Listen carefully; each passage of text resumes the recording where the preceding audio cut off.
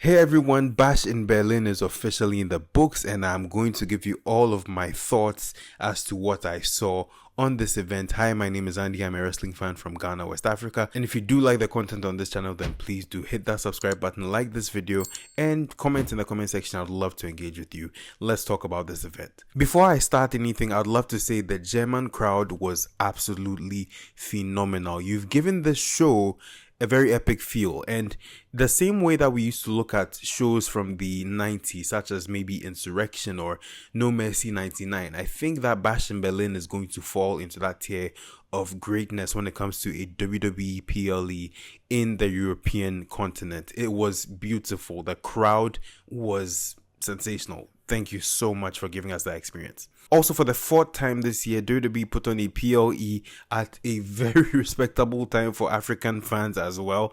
Good grief. I can't begin to explain to you what it's like to stay up all day until between 11 p.m. to 1 a.m. just to wait to watch wrestling live. It's something. And the fact that we're getting more of this with time is a great thing, as well as the fact that WrestleMania could potentially be coming to London in the very near future. It would be such a blast because those shows take a lot out of you, and then you have to sleep and then wake up and you're feeling like crap. That out of the way, let's start by talking about the match for the undisputed WWE Championship between Cody Rhodes and Kevin Owens. This match was a 23-minute classic. Now, in my humble opinion, I think that this match is Cody Rhodes' second best championship defense as undisputed WWE champion. The only other match I would put above it is Backlash France AJ Styles versus Cody Rhodes in Cody's first championship defense. This match was brilliant for reasons which I will get into, but Kevin Owens and Cody have such a great chemistry, not just as friends, but as in-ring competitors. They really did a good job selling Kevin Owens as a very viable threat, to the extent where as the match went on, I was like, you know what? If Kevin Owens were to win this match, I totally would not have a problem with it. I know, yes, he's not been champion in 7 years, but that notwithstanding, if he were to have won this match, I would not have had a problem. KO was that good and got me, and who knows if these two meet down the road at some point. So there were a few angles going into this match. The biggest one obviously was whether or not Kevin Owens would turn on Cody Rhodes, as he's had a history on turning on people who have been close to him, especially when it comes to higher stakes such as championships on the line. The other side of that was apparently Cody had hurt himself on his knee during the German tour, and so there was a question of whether or not KO would zero in on that injury and use it to his advantage as the match progressed, which may have helped him win the title. KO logged in quickly, but he didn't target the knee. He started targeting the midsection, predominantly the back of Cody, as well as his ribs, which Cody has had some issues with in the past. As the match wore on, you could see Cody slowly sell the knee injury, but it wasn't as obvious as the moment where he got the chance to deliver a super Cody cutter from the top rope and tweak the left knee, and it was like, oh boy, here we go. KO instantly realized it, showed some concern, initially contemplated attacking the knee, but Cody said he was fine, started attacking him, and then he went for the knee. And this happened when they were on the outside, and then KO looked to the ring apron, which has been very kind to him in his career, and contemplated delivering a powerbomb to Cody on the ring apron. He didn't do this, however, threw him back into the ring, and then went for a swanton, which eventually led to his downfall. It led to Cody capitalizing, giving him a crossroads, the fourth of the match, I believe, leading to the win. A few things happened after the match as well. So we saw KO visibly dejected, disappointed in himself for not being able to pull the trigger or not being able to be himself or adhere to his nature and just do what he had to do in order to get the goal. Because if you really think about it, even if KO had pulled those moves off, he wouldn't have been a heel. It would just have been seizing the opportunity, taking advantage of the moment in order to get ahead. But then he had a moment with Cody hugging him, and he just looked like, okay, I'm about to snap on this fool. And then he shot the camera out of his face, which further led you to believe, okay, he might just turn on Cody. That didn't happen. Segment went off. Match was over. I'm waiting to see what happens with these two. I want to believe that he'll have a second crack at the gold. and that's when he might snap. And if that doesn't happen, what do we then do with Kevin Owens? Does he go after LA Knight's United States title? I know that division is a little short on competitors, so he might be a great addition, but I don't know, there's something to this which I think we should explore. Next, we had Bianca Belair and Jade Cargill taking on the Unholy Union, Alba Fire, and Isla Dawn for the WWE Women's Tag Team Championships. This was the first match which I got wrong. Now, in my predictions video, I predicted that Jade and Bianca would lose and Bianca would turn on Jade, leading to a first match in a series of matches between them at Bad Blood. That was not the case. Jade and Bianca actually won. Now, I need to register my displeasure with Super Sports for doing something in the course of the event which I really was not happy with. Now, for those of you that are not in Africa, Super Sports is in partnership with WWE to provide 24/7 content on a special WWE channel on the DSTV and GoTV satellite platforms owned by MultiChoice Africa. So just before the WWE Women's Tag Team Championship match, there was a segment where Bianca and Jade were in the back, and it looked like Bianca was terribly distracted. Jade seemingly was the one who was locked in. They were doing the whole taunt, and Bianca just wasn't into it. We didn't see that part on Super Sports because they decided to show an ad. And if it wasn't for the fact that I have a WWE Network subscription, I would have missed on this. And I am sure there are scores of fans who missed on this moment as well and thought, oh boy, what is happening? It also happened before the match between CM Punk and Drew. We missed part of the promo which led into the match. And then it also happened before the mixed tag team match between the Terror Twins and the Judgment Day. So I was really not happy with it at all. And to be clear, this is not the first time it's happened. I think one of the most infamous incidents regarding this is when SuperSport actually lost satellite connection to WWE during WrestleMania 36 Night 1, and we missed the entirety of the Women's Championship match between Shayna Baszler and Becky Lynch. Granted, that was not entirely in their control. I understand technical glitches are a part of it, but if it is in your full control, yes, it's a 6-hour event. I mean, the show just wrapped up minutes ago.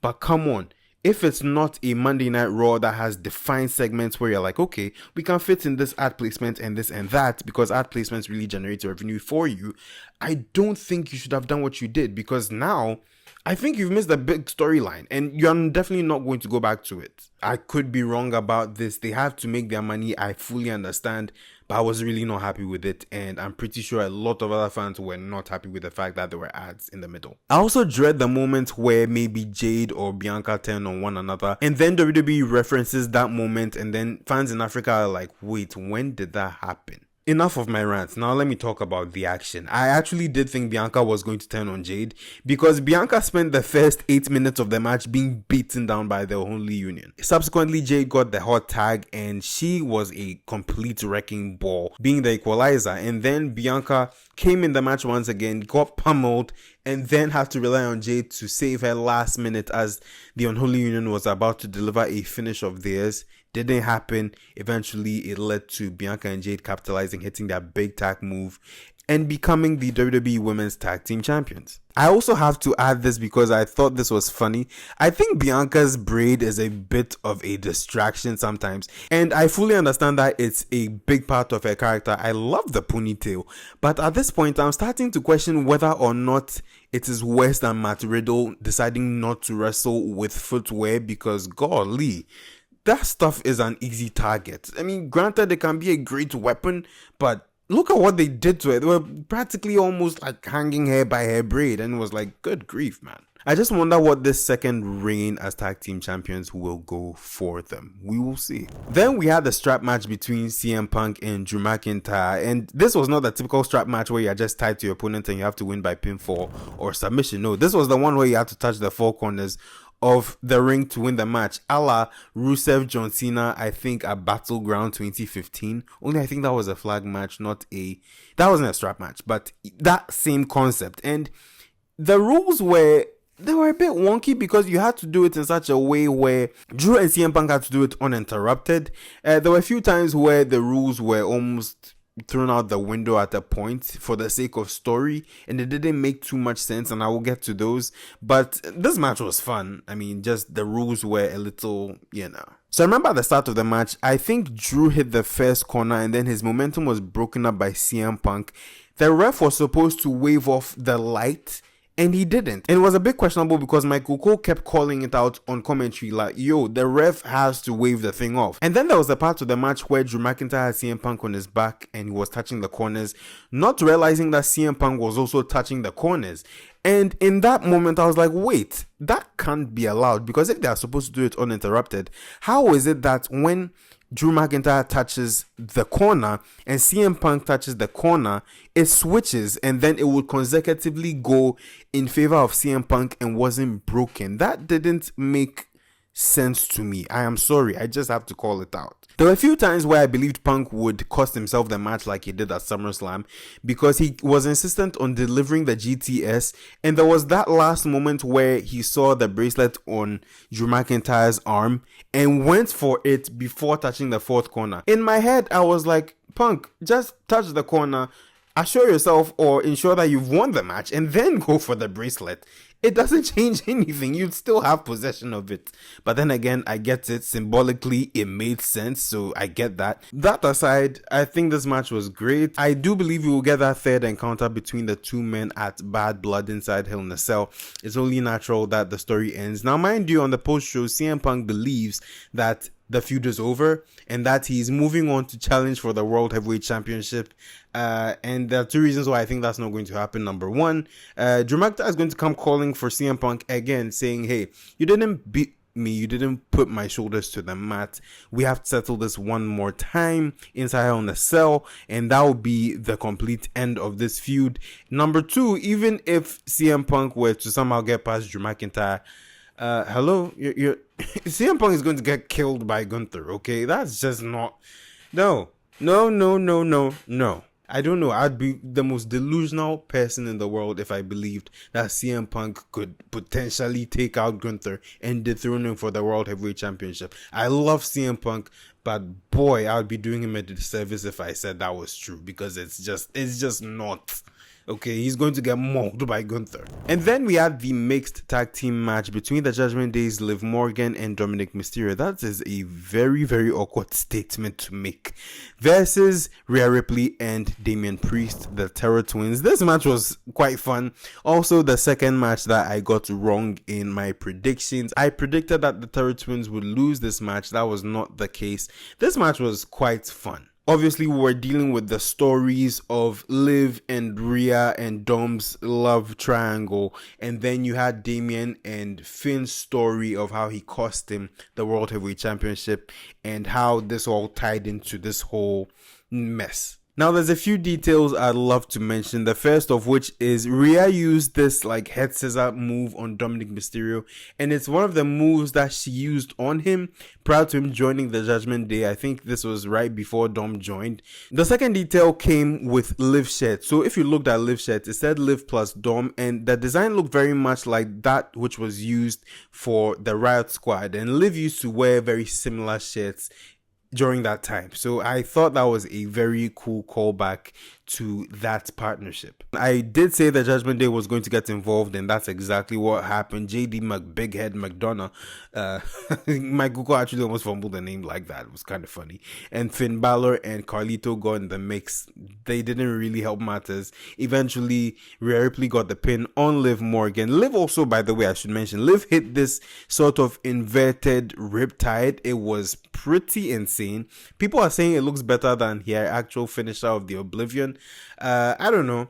I mean, I think this is a pretty cool move. Could be a signature, or it also could be on the echelon of Sami Zayn's Blue Thunder Bomb. So, I mean, we'll see where that goes. I think Damian will face Finn at some point, possibly at Bad Blood. I also think that Liv will face Rhea for the Women's Championship once more. Who knows?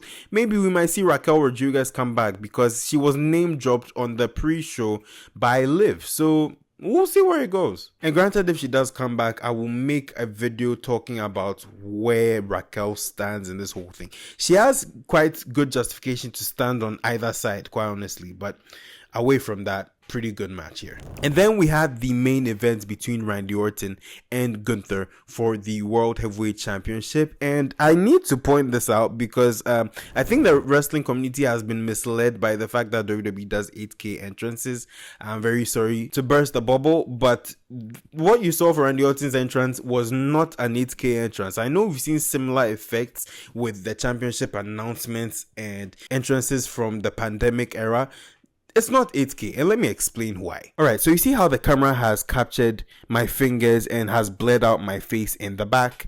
Yeah, it's a very similar effect that WWE uses. And by the way, my camera is not an 8K camera, it's a 2013 Sony a6000. My camera is not even capable of shooting 4K, and it did exactly what was done during the Randy Orton entrance. It's really just a mirrorless camera that's been placed on a gimbal, and the aperture of the camera has been turned to a relatively low number. The aperture has been opened, so that allows for the depth effect or the blurry background we saw behind Randy Orton, only keeping him in focus. I'd want to guess the f-stop number was maybe f2.2. I don't know if it got to 1.8, but it's possible. But that's just my day job side coming out. This is kind of what I do, but nonetheless, this same effect is pretty much what we saw for that Randy Orton entrance. So I'm sorry, it's not an 8K thing. We are not even capable of broadcasting 8K yet. The most I've seen is 4K being broadcast.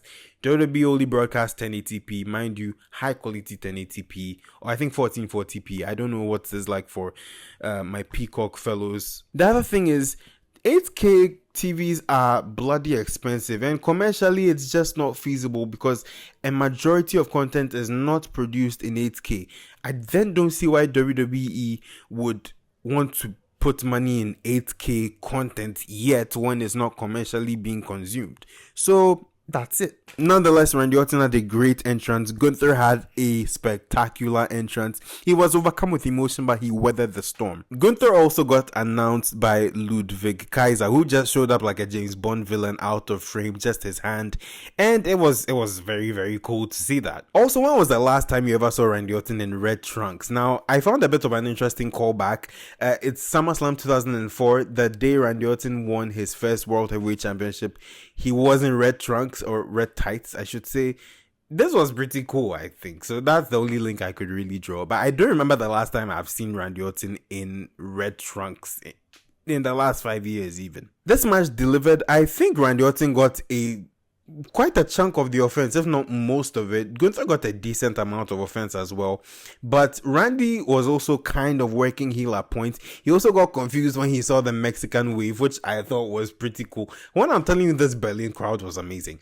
This Berlin crowd was amazing. They did the Mexican wave. Randy Orton tried to get into it. Gunther was just laughing at him.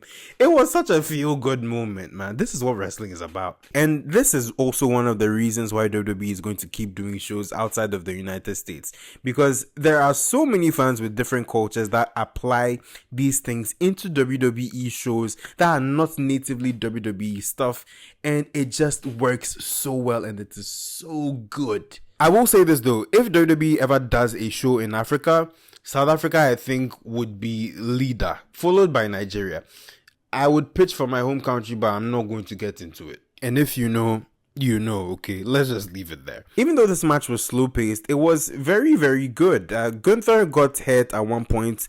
His right arm got bruised, and that kind of affected his ability to deliver moves like the power bomb and eventually locking the sleeper, which he did use to win the match, but it took some difficulty on his part to get done. Also, there was shades of 2009 Randy Orton which resurfaced, such as the thumb to the eye. I mean, that was a regular heel Randy Orton move, but you know, there were certain things and certain tactics, certain motions he was delivering which looked very similar to what he was doing at that time and in that year. I think Randy just got one RKO in, and then the match progressed, and eventually Gunther was able to hit the power bomb and put Randy away with a sleeper, which I think he had attempted for like the fourth time after Randy kept countering. It was a great match, definitely the type of match to start Gunther's reign as World Heavyweight Champion. And after the match, Gunther showed Randy respect, extending his arm and having a handshake with him.